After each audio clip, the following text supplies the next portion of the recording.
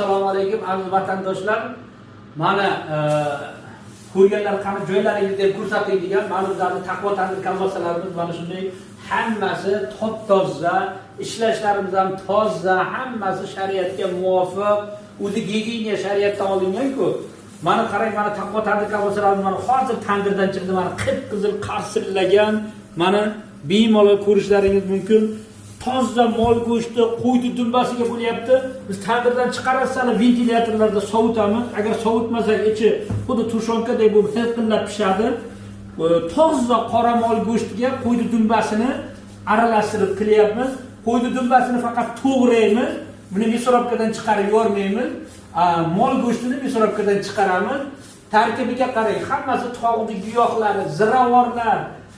Buni tarkibiga chifmol Undan keyin biz giyohlardan ham qo'shyapmiz, talablarga, ba'zi birlarning talablariga qarab, sumbul, zanjabil, shunga o'xshagan giyohlarni qo'shyapmiz-ku, buni yegan odam davleniyasi bo'lsa, yo bo'lmasa haligi nima deydi, haligi sahrnisi bo'lsa, o'shalarga ham sabab bo'lyapti, malham bo'lib, yeganlar bizga aytayapti, biz o'zimiz olib aytmayapmiz, yeb ko'rganlar bizga qo'ng'iroq qilib, syomkalar qilib aytishyapti, haqiqatan malhamga aylanib ketibdi deb.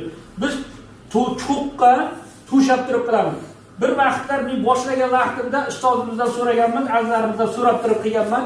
Mikrobkadan chiqarib turib, mana shunday qilaymi desam, bir marta chiqaring, ikki marta chiqaring deb yeb ko'rib menga aytganlar, duo qilganlar, qani namozxonlar bahramand bo'lsa deb aytganlar. Biz o'shalar bo'yicha, o'sha retsept bo'yicha qilyapmiz. Biz azizlarning duolari bilan, namozxonlarning duolari bilan, butun yurtimizdagi aziz insonlarning duolari bilan qilyapmiz buni. Yeb ko'rganlar hali birontasi bizga negativlar yozgani yo'q, yo negativ fikrlar bildirgani yo'q. Hammaga Allohning rahmati yozilsin. Iymonlaringizni Alloh